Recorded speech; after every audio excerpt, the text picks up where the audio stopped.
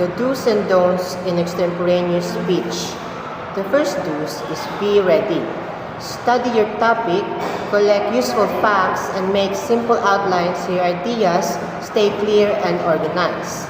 Second, connect with your audience. Look at them, use natural hand movements, and talk like you're having a friendly conversation. Lastly, practice speaking. Deliver your speech clearly, not too fast or too slow, and use confident posture and gestures to make strong impressions. The don'ts, on the other hand, is first, don't read every word. Avoid sounding like you are reading a script. Try to speak naturally even if you only have short notes. Second, don't make your notes too full. Keep your cue cards short with just keywords or main ideas so you can still talk freely. Lastly, don't speak too quickly. Slow down, pause sometimes, and give your audience time to understand what you are saying. The do's and don'ts in impromptu speech. First do's is pause and plan. Take a breath, think, and write down two to three main ideas so you stay clear and organized. Second, talk naturally. Use a friendly tone and share short personal stories to make your speech more interesting and easy to remember.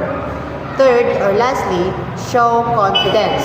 Stand straight, smile, or move your hands in purpose and look at your audience to keep them engaged.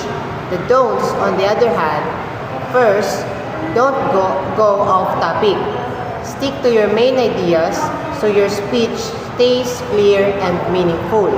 Second, don't speak too fast. Take your time, speak calmly, and make sure your words are easy to follow. Lastly, don't act too stiff. Be yourself, relax, and talk like you're chatting with a friend.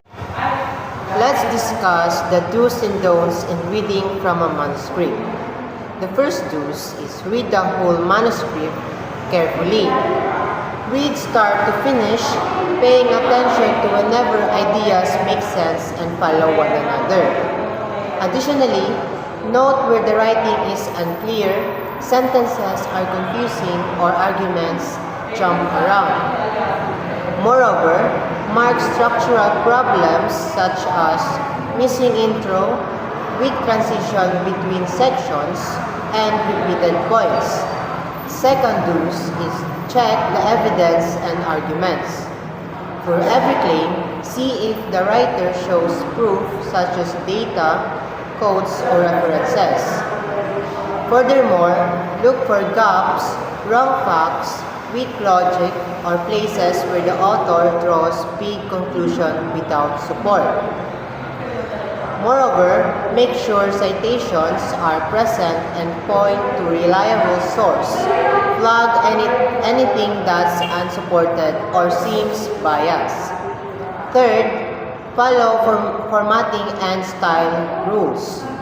Make sure that the manuscript uses the right layout and citation style, such as fonts, headings, margins, bibliography style like APA, MLA, or Chicago, and word limit. Now, the don'ts, on the other hand, first, don't just read quickly.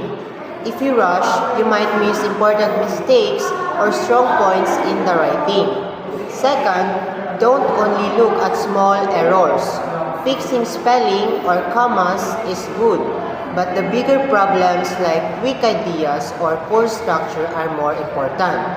Lastly, don't forget about honesty and rules. Always check if the work copies from others without credit, breaks ethical standards, or uses wrong or missing citations. The do's and don'ts in memorized speech. The first do's is learn your speech in parts. First, remember the big sections, then add the smaller details. This helps you keep the flow and remember better. Second, practice out loud. Say your speech many times, even in front of friends or family, so you will feel more confident and sound more natural. Third, or lastly, use memory tricks. Break information into smaller groups, use rhymes or acronyms to recall your speech more easily. The don'ts, on the other hand, first, don't just memorize every word. If you only focus on exact wording, you might forget and get stuck or sound unnatural. Understand the ideas instead. Second, don't skip relaxation and breaks. Nervousness can hurt your memory and rhythm. Practice calmly, take breaks, and use stress-reducing techniques. Third, or lastly, don't depend only on memorization. Be ready to adjust or keep going if you forget line. The main message is your speed to still make sense.